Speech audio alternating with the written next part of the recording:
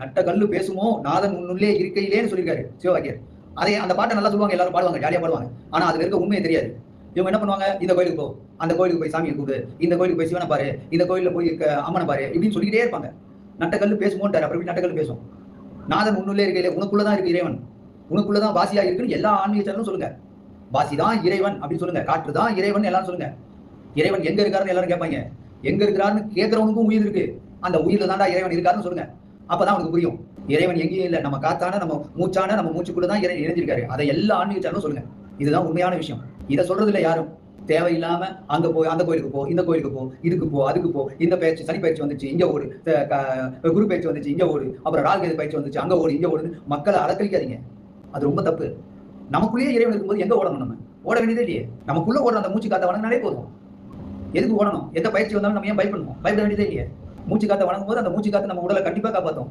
ஏன்னா சின்ன நுண்ணுயிர்ல இருந்து வளர்ந்தது அந்த மூச்சு காத்து. இவ்வளவு பெரிய உடலா அது காப்பாத்தாத அவனை கண்டிப்பா காப்பாற்றும். அதுதான் இறைவன். அதை மட்டும் எல்லா ஆன்மீக சேனலும் சொல்லுங்க. வேற எதையும் நீங்க சொல்ல தேவையில்ல.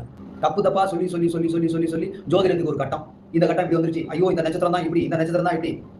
எந்த நட்சத்திரமும் கண்ணில் தெரியறது இல்ல. நமக்கு நல்லா தெரியறது ஒன்னே ஒண்ணுதான், சூரியனும் சந்திரன் மட்டும் தான் தெரியுது. வேற எந்த கிரகங்களும் கூட நல்லா தெரியறது இல்ல நமக்கு. அந்தந்த கிரகத்துக்கு இந்தந்த பேர் தான் நம்மளால சொல்ல முடியுமா கீழே இருந்தே? அப்புறம் இந்த நட்சத்திரம் தானே உங்க நட்சத்திரம்னு காட்ட முடியுமா கீழே இருந்த 27 நட்சத்திரத்தை? அது உங்களை பாதிக்குது, இது உங்களை பாதிக்குது, இது உங்களை செய்து, அது உங்களை செய்து, அப்படி இப்படின்னு நிறைய பேர் அலக்கழிக்கிறது தான் வேலை. இந்த ஆன்மீக சேனல்லையும் இந்த ஜோதிட சேனல்லையும் இந்த மாதிரி அலக்கழிக்காதீங்க. உண்மையை சொல்லுங்க. உனக்குள்ள வாசி ஓடுதுப்பா, உனக்குள்ள ஓடக்கூடிய வாசி தான்ப்பா உங்க கடவுள். அந்த கடவுளை நீ வணங்குப்பா. வீட்லயே உட்காந்து வணங்கலாம்ப்பா. வேற எங்கேயும் நீ ஓட வேண்டியதுப்பா. ஏதோ பேச்சு வருதா அந்த பேச்சுக்கெல்லாம் பயப்படாத. வீட்டுக்குள்ளேயே உட்காந்து உங்க கடவுளை வணங்கு. வாசி மந்திரத்தை ஜெபம் பண்ணு, வாசி யோக பயிற்சியை செய் அப்படின்னு சொல்லுங்க. இது ரெண்டு தான் ஒரு மனிதன் வாழ்றதுக்குரிய ஆதி மூலமானது. வேற எதுவுமே கிடையாது ஆதி மூலமானது.